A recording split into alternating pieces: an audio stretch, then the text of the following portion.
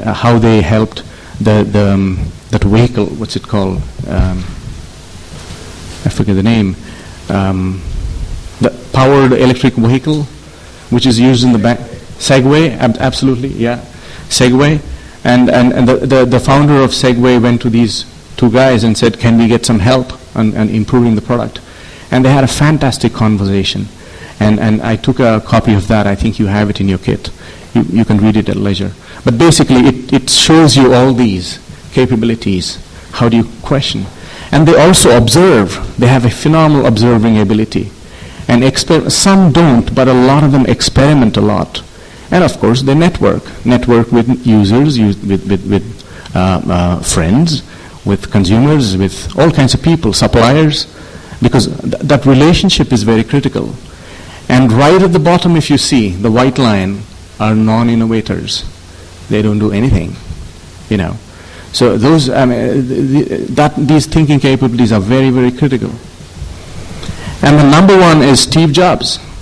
That man has changed Hollywood, computers, music, retailing, and wireless phones.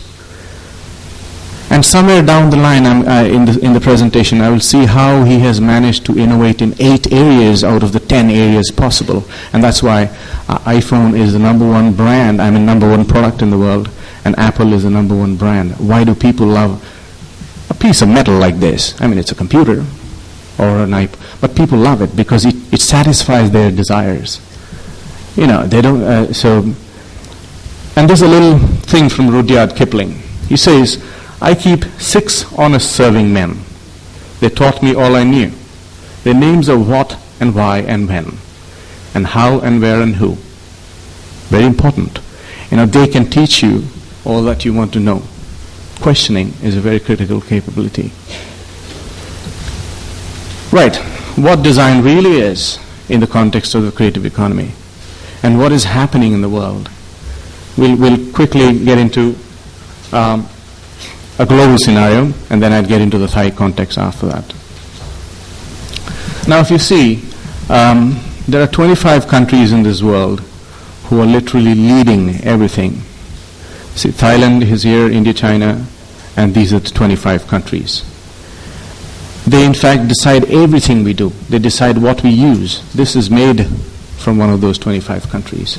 They decide I have to wear a suit and not an Indian dress, right? They decide a culture. They decide everything comes from those 25 countries. And why? This is something we will dig into. Why? Again, this is a very, very, very simplified version of my perception of what design actually is. We are all stuck with culture and skill. But the Western nations have taken culture skill, but they have also improved the processes. In the morning, we had a speaker talk about Kenzai, and those are all process-oriented techniques to enhance our sensibility or creativity of a product. And of course, knowledge. They apply a whole lot of knowledge, and they're moving in that domain, and that is where we need to eventually go. Now, this is again, this is highly debatable, but in the context of the creative economy, what is art and what is design? Art is an individual expression. This is what I feel is beautiful. Design is what they feel is beautiful. They, your customers. You might like it, but if they don't like it, you lose your money as a businessman, right? So understanding what they like requires a different thinking. Now most designers, 80%, don't get it. Worldwide, don't get it. They design from their heart, okay? They produce it, put it in the market, put it in a fair, put it in an exhibition, it doesn't sell. They don't understand why. Because they don't understand what the consumer needs. And there are techniques, there are very interesting techniques to actually get insights into consumers' needs. Now, if you see on the right-hand side, you have industrial design and packaging design and furniture design. On the left-hand side, you have haute couture and very exclusive kind of furniture, handmade, one-piece, signed by the designer kind of furniture. And they sell very small quantities, but they are iconic. We read about them, we have books, we put it in libraries and stuff like that. But what is consumed in large numbers is the kind of chair you're sitting on. It's nothing fantastic about it, but it's made in large numbers, okay? So understanding that context is also very important. Right, now there's an interesting study done by the Helsinki School of Industrial Arts, Finland, in 2003 and 2006. They repeated the study second time. And in the first study they didn't include Thailand, but the second study they included Thailand. And they studied how the design competitiveness of every country is. Now we have many studies talking about innovative capabilities and stuff, but design competitiveness, this was the first study in the world, and they looked at 7 factors to decide how design friendly the country is. All these are in your kit, so you can probably refer to if you care. The first thing is company spending on R&D. How much does a company spend on research and development? Now you might say, hey, research and development is technical. How is it creative? It is important, because unless you have a good technical product, you can't apply design on top. Or unless you have a good design concept, you can't have a bad technology. So these are very critical components. What is the nature of the competitive advantage? Basically, is the company primarily extracting natural resources like, say, food or minerals or oil or stuff like that? Or are they have unique products and processes? Value chain presence, again, basically, are they extracting natural resources, or they're designing and manufacturing stuff like that?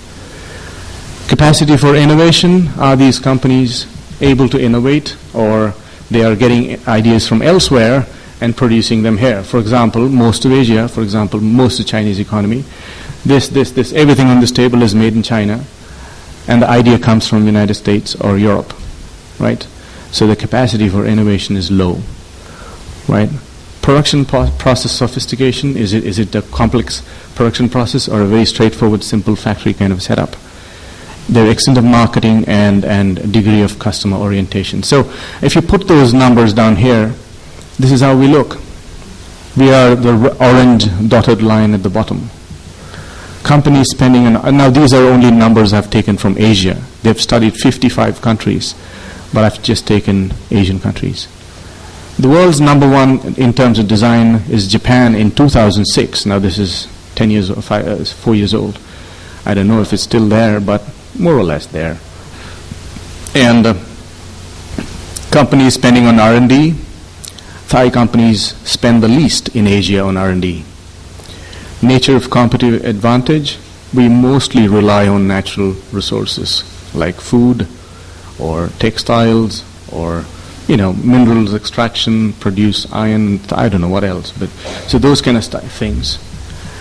Value chain presence, again, slightly better than China. The gray line is China, and they're also not so great. Capacity for innovation, we are one of the least innovators in Asia, and that means a lot to design. Production process sophistication, yeah, okay, a little better than China. Extent of marketing, pretty good. Degree of customer orientation, very high, fairly high, comparable to Malaysia and better than China and definitely India. But definitely lower than Singapore, Taiwan, Korea, and Japan. We are a very, very custom-oriented nation. We are a very service-oriented nation. So that's a great thing with Thailand. So if you combine all these factors, we rank 41 in the world in design index. Now, this is what I mean. Design is not about a beautiful thing. Design is not about those heroes. Design is not about famous architects or those celebrity designers we read about in magazines and meet in international seminars. Design is about everyday stuff. Design is about all these 7 things. And that means we need to have a culture of design, and that these are fundamental things. Our industries need to think different. Our marketing people need to think different. our designers, the businessmen need to think different. Policymakers need to think different. So creative economy is not about repeating how we did